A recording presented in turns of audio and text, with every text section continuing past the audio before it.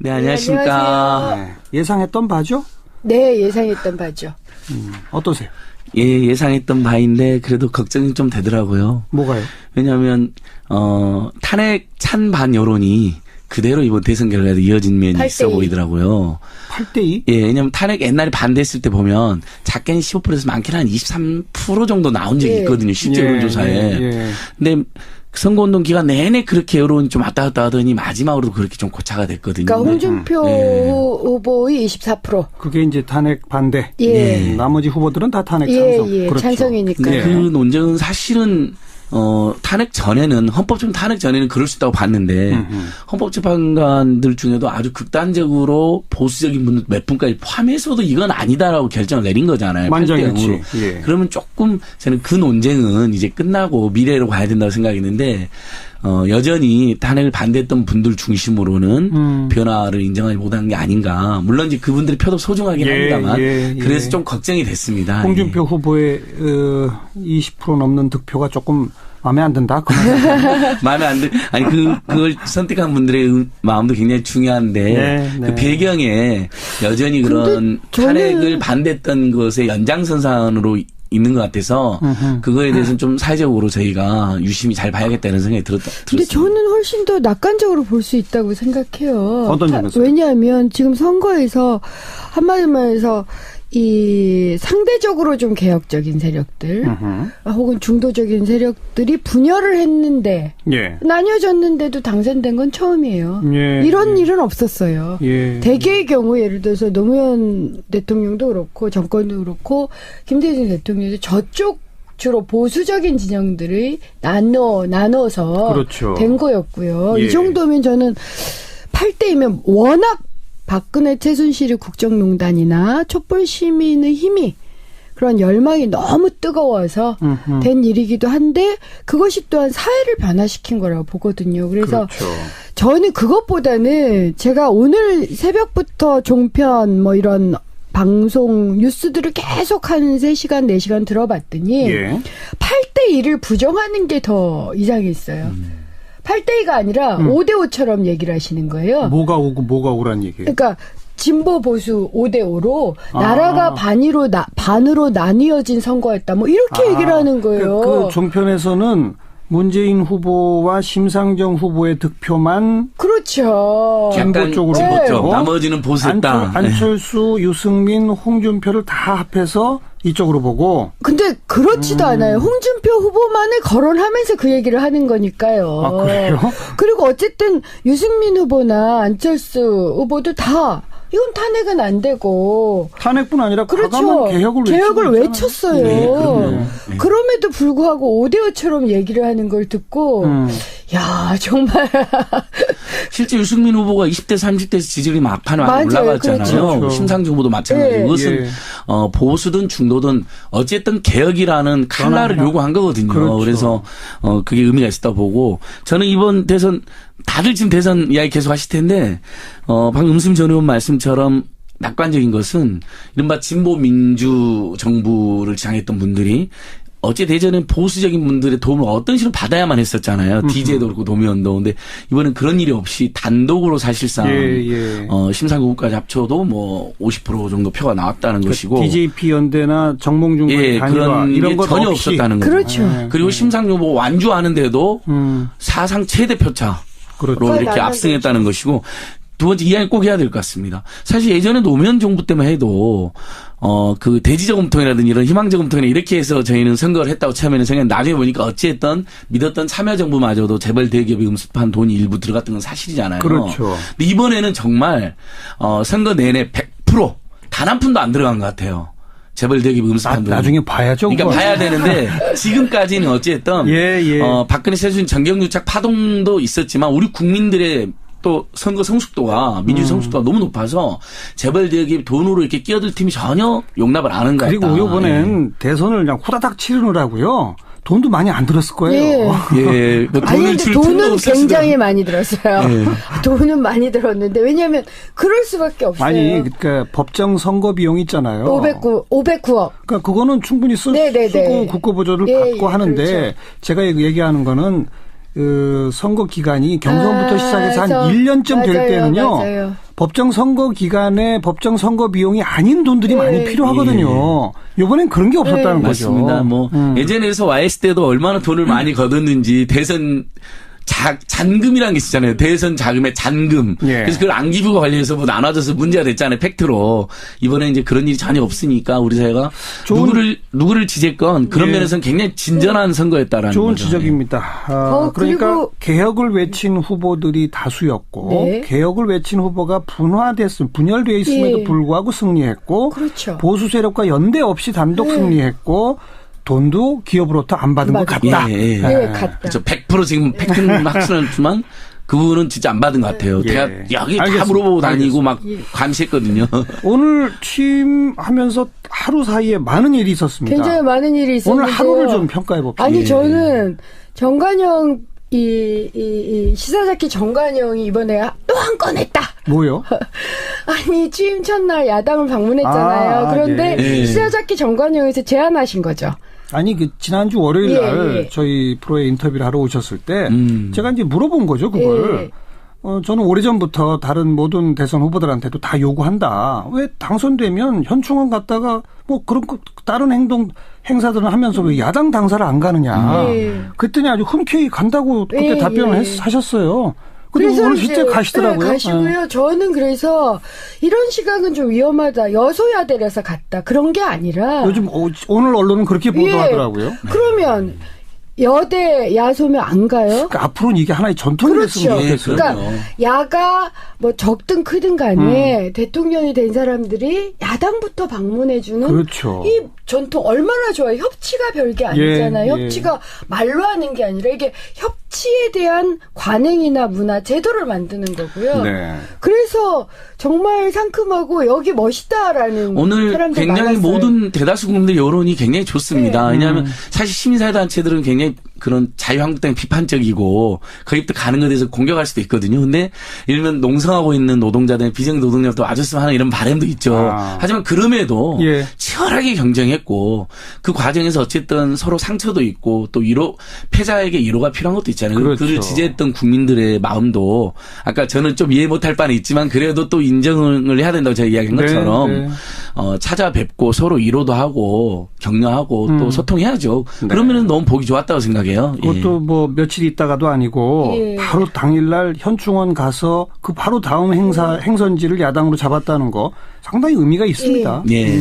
그리고 저는 국무총리 내정자 지명이 된 거죠? 그렇죠. 내정자로서 그렇죠. 예. 이낙연 도지사님을 예. 내정한 것도 저는 멋있었다고 생각을 해요. 왜냐하면 저는 국회에 있을 때 이낙연 의원님을 뵀죠. 예. 근데 원래 기자 출신이라고 그렇습니다. 알고 있는데 이분이 정말 그러니까 우리가 언론을 통해서 소통을 많이 하잖아요. 근데 여기 굉장히 익숙하시고 그다음에 이분은 정말 말을 하면 그게 글이 돼요. 받아 적으면 글이죠. 네, 받아죠. 그쵸, 아시죠? 예. 그러니까 우리가 박근혜 정권에서 얼마나 이 말이 안 되잖아요. 납득이 안 되잖아요.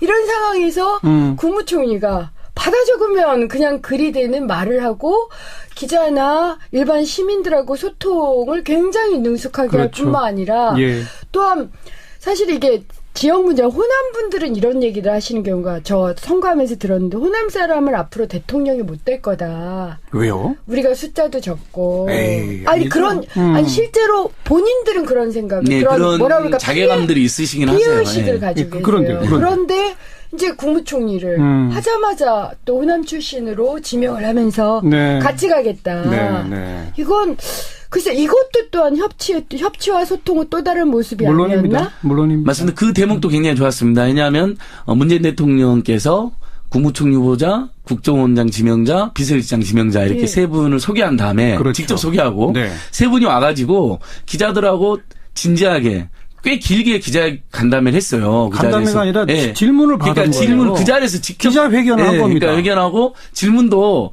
가공되지 않은 질문 같은 거 막 하시더라고요. 그래서 좀 받아주고 끝까지. 그러니까 예. 박근혜 전 대통령 사실 기자회견 1년에 한 번도 그것도 하기 싫은 티가 역력했잖아요. 질문도 안 받아주고 순서 짜서 문제가 되고 외신 기자단 조롱받고 그랬었는데 아니, 그러니까 특히 보기 좋았습니다. 총리 예. 인사청문회도 거쳐야 되고 과정이 남아 있는데 그런 내정된 입장에서 바로 기자들 질문 받아서 답변한다?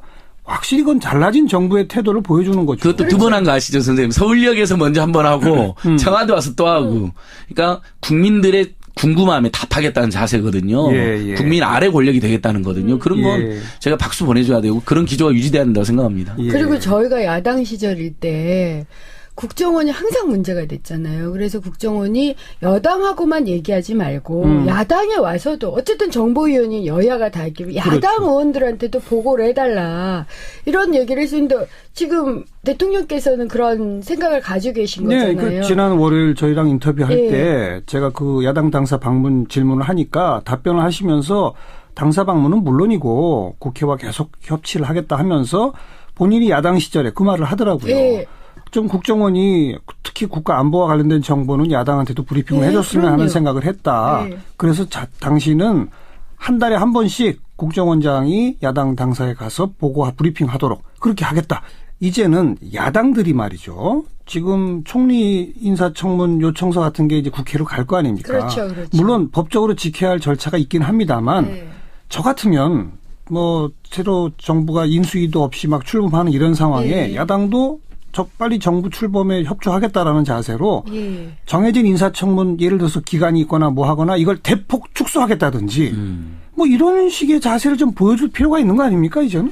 저는 그런 게 있으면 좀 좋겠다. 왜냐하면 예. 인수위가 없는 상황에서 그러니까요. 정부가 운영돼야 되니까. 예. 이게 DJ 시절에도 장관 하나 바꾸는데 막 3개월, 6개월 걸린 적이 있거든요. 예. 그래서 이런 일은 없도록. 그러니까 그러니까요. 물론 이번 새로운 정부도 최대한 인사검증을 하고 동시에 야당도 그냥 이 괜한 반록 잡기는 안 하고 그러니까요. 그냥 꼼꼼하게 깊이 네. 있고 꼼꼼하게 하되 그러나 시간을 신속하게. 그렇죠. 신속하게 하는 그런 약속이 되면 예를 들어서 장관 인사청문 요청이 이제 쭉 여러 사람 가게 되면 네.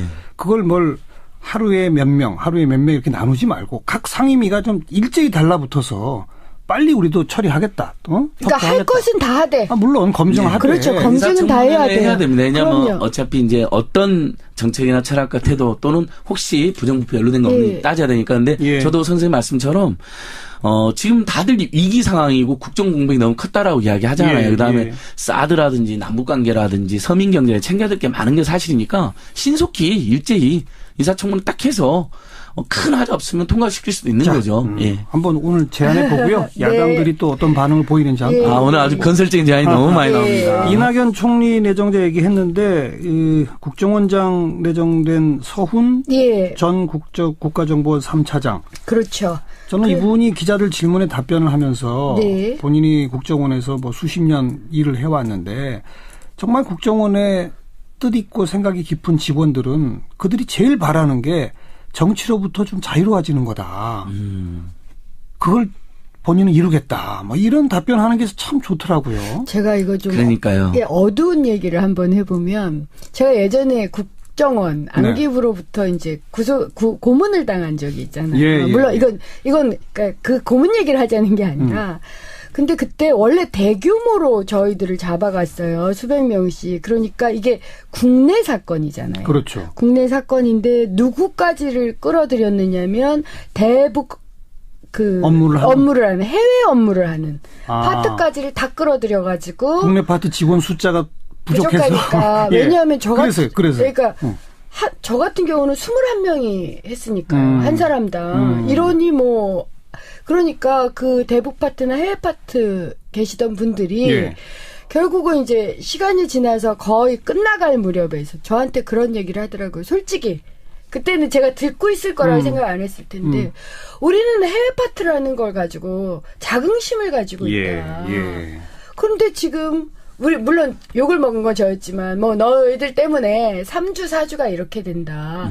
그래서 결국 어떻게든 감찰 사건으로 조작을 해보려고 그래도 안 되니까 결국은 이제 물러선 건데요. 저는 이런 일은 이제 없었으면 좋겠다. 그러니까 댓글 부대 같은 경우도 그것 때문에 해외 파트나 이런 업무들을 제대로 하기가 힘들거든요. 네, 내부 사찰하느라고. 국정원에 뜻 있는 직원들은 매우 창피해요. 예. 맞습니다. 아니 국정원이 왜 국가정보원인데 별명이 국가 댓글론으로 바뀌었잖아요. 그렇죠. 댓글을 국가가 시켜서 예. 달고 있는 예. 그런 짓은 하지 말아야 되고 저희는 그래서 해외 정보처로 아예 개편하자라는 시민사회단체 오랜 보관이 있습니다. 문재인 공약에도 그렇게 되어 그렇죠. 있죠. 공약이 그렇고 입법 발의도 한 적이 예. 있어요. 네, 네. 대외 업무는 완전히 여기 경찰이나 검경으로 넘기고 국내 정치에선 손을 떼라는 거죠, 떼라. 완전히. 그렇죠. 예. 국내 정치나 선거에 국정이 개입할 일이 없잖아요. 네. 그리고 임종석 비서실장. 의원도 했고 낙선도 해봤고 서울시 박원순 시장을 그러니까 정무부시장이었죠. 부시장도 네. 했고 그렇죠, 이러면서 조율을 하거나 그다음에 선거까지를 꾸준히 한 능력이 있기 때문에 무엇보다 50대 초반이라는 게 그렇죠. 갑자기 김기춘 비서실장이 떠오르면서 이제 청와대가 힘이 빠지고 네. 권력을 행사하는 기관이 아니라 정말 빠릿빠릿하게 네. 움직이는 그런 기관이 되겠구나. 이런 예. 또 상징성이 있는 것 같아요. 그런 면에서도 조국 이번에 민정수석 물론 이게 아직 지명이 된 건 아닌 걸로 아직 알고 공식 있는데 발표는 없는데 공식 뭐 거의 발표는 내정된 거로 없는데. 지금 알려지고 있죠. 근데 어쨌든 예. 이런 분들의 이름이 거론된다는 것도 참 좋죠. 이 젊죠. 검찰 출신도 아니고 비검찰 출신의 비검찰 출신의 예. 대학 젊잖아요. 교수 출신이죠. 대학 교수 예. 출신이고 50대 초반. 아무튼 임종석 비서실장은 89년도에 전대부장 했을 때 예. 당시에 그 여고생 잡지에서 인기 1위를 차지할 정도로 그랬어요? 유명한 사건입니다. 예. 후보로 나왔을 때 그 벽보에 붙어 있는 그 후보자 벽보 한양대 총학생 그 벽보를 예. 다 사진을 떼갔을 정도의 요건 팩트로 제가 확인한 사진. 그래요? 예. 아니 그 정말 잘생겼잖아요. 근데 잘생긴 건 중요한 게 아니라 정말 개방적이고 소통의 마인드로 대통령을 국민과 차단한 게 아니라 김기춘 씨처럼 예. 블랙리스트로 비판자를 억누른 게 아니라 오히려 비판자들의 이야기를 전달하고 그 국민의 광장으로 계속 모시고 나오는 역할을 해라는 거죠. 알겠습니다. 앞으로 내각 진영이 이제 발표될 텐데 은수미 전 의원 같은 최고의 노동 전문가가 좀 노동부 장관도 하고 그래야 되는 거 아닙니까? 오늘 전격적인 오늘 또 갑자기 앵커의 왜? 또 다른 제안입니다. 예. 아니 왜 그렇게 이러십니까? 주장하시는 분들이 있어요. 갑자기 왜 그러십니까? 노동 전문가들이 노동부 장관을 해야 된다. 예전에 그래서 뭐 정의당에서 노동부 장관 후보자를 추천받아야 된다는 이야기도 있었고 네. 민주노총 위원장님 중에 신망 받는 분이 해야 된다는 의견도 있었고 중요합니다. 은수미 전 의원님 같은 분들이 하시는 게 저희는 필요하다 봅니다. 저도 한 표 던집니다. 오늘 여기까지만 합시다. 그럴까요? 은수미 갑자기 안진걸의 당혹스럽게 를 했는데 예. 나뉘어졌는데도 당선된 건 처음이에요. 예. 이런 일은 없었어요. 예. 대개의 경우 예를 들어서 노무현 대통령도 그렇고 정권도 그렇고 김대중 대통령도 저쪽 주로 보수적인 진영들이 나눠서 그렇죠. 된 거였고요. 예. 이 정도면 저는 8대이면 워낙 박근혜 최순실의 국정농단이나 촛불 시민의 힘이 그런 열망이 너무 뜨거워서 된 일이기도 한데 그것이 또한 사회를 변화시킨 거라고 보거든요. 그래서 그렇죠. 저는 그것보다는 제가 오늘 새벽부터 종편 뭐 이런 방송 뉴스들을 계속 한 3시간, 4시간 들어봤더니 예. 8대1을 부정하는 게 더 이상했어요. 8대2가 아니라 5대5처럼 얘기를 하시는 거예요. 뭐가 오고 중도든 어쨌든 개혁이라는 칼날을 요구한 거거든요. 그렇죠. 그래서 그게 의미가 있었다 보고 저는 이번 대선 다들 지금 대선 이야기 계속 하실 텐데 방금 음수미 전 의원 말씀처럼 낙관적인 것은 이른바 진보 민주 정부를 지향했던 분들이 어째 대전은 보수적인 분들의 도움을 어떤 식으로 받아야만 했었잖아요. DJ도 그렇고 노무현도. 근데 이번엔 그런 일이 없이 단독으로 사실상 심사구까지 합쳐도 뭐 50% 정도 표가 나왔다는 것이고. DJP 연대나 정몽준과의 단일화 그런 이런 게 것 전혀 없이. 없었다는 거죠. 그렇죠. 그리고 심상정 뭐 완주하는데도 사상 최대 표차로 그렇죠. 이렇게 압승했다는 것이고. 두 번째 이야기 꼭 해야 될 것 같습니다. 사실 예전에 노무현 정부 때만 해도 그 대지저금통이라든지 이런 희망저금통이나 이렇게 해서 저희는 선거를 했다고 참여잖아요. 만장일치. 예. 그러면 조금 저는 그 논쟁은 이제 끝나고 미래로 가야 된다고 생각했는데 여전히 탄핵을 반대했던 분들 중심으로는 변화를 인정하지 못한 게 아닌가. 물론 이제 그분들의 표도 소중하긴 합니다만 그래서 좀 걱정이 됐습니다. 홍준표 후보의 20% 넘는 득표가 조금 마음에 안 든다. 그 말. 마음에 안 들. 아니 그걸 선택한 분들의 마음도 굉장히 중요한데 그 배경에 여전히 그런 탄핵을 반대했던 것의 연장선상으로 있는 것 같아서 그거에 대해서는 좀 사회적으로 저희가 유심히 잘 봐야겠다는 생각이 들었습니다. 근데 저는 훨씬 더 낙관적으로 볼 수 있다고 생각해요. 어떤 점에서? 왜냐하면 지금 선거에서 한마디만 해서 이 상대적으로 좀 개혁적인 세력들 혹은 중도적인 세력들이 분열 뭐가 억울한 얘기예요? 그러니까 진보 보수 5대5로 나라가 반으로 나뉘어진 선거였다. 뭐 이렇게 얘기를 하는 거예요. 그 종편에서는 문재인 후보와 심상정 후보의 득표만 그렇죠. 진보 쪽으로 네. 쪽. 나머지는 보수했다. 안철수, 유승민, 홍준표를 다 합해서 이쪽으로 보고. 근데 그렇지도 않아요. 홍준표 후보만을 거론하면서 그 얘기를 하는 거니까요. 아, 그래요? 그리고 어쨌든 유승민 후보나 안철수 후보도 다 이건 탄핵은 안 되고. 탄핵뿐 아니라 그렇죠. 과감한 개혁을 외쳤어요. 네, 그럼요. 네. 그럼에도 불구하고 5대5처럼 얘기를 하는 걸 듣고 야 정말 실제 유승민 후보가 20대, 30대에서 지지율이 막판에 많이 맞아요. 올라갔잖아요. 그렇죠. 심상정 후보도 마찬가지고. 네. 이것은 예. 보수들. 네, 안녕하십니까. 안녕하세요. 네. 예상했던 바죠? 네 예상했던 바죠. 어떠세요? 예, 예상했던 바인데 그래도 걱정이 좀 되더라고요. 뭐가요? 왜냐하면 탄핵 찬반 여론이 그대로 이번 대선 결과에도 이어진 면이 8대2. 있어 보이더라고요. 8대2? 예, 왜냐하면 탄핵 옛날에 반대했을 때 보면 작게는 15%에서 많게는 한 23% 정도 나온 적이 예. 있거든요. 실제 여론조사에. 예. 근데 선거운동 기간 내내 그렇게 여론이 좀 왔다 갔다 하더니 마지막으로도 그렇게 좀 고차가 됐거든요. 그러니까 홍준표 네. 후보의 24%. 그게 이제 탄핵 반대. 예. 나머지 후보들은 다 탄핵 예, 찬성. 예. 그렇죠. 찬성이니까요. 근데 그 논쟁은 사실은 탄핵 전에는 헌법적인 탄핵 전에는 그럴 수 있다고 봤는데 헌법재판관들 중에도 아주 극단적으로 보수적인 분들 몇 분까지 포함해서도 이건 아니다라고 결정을 내린 거죠.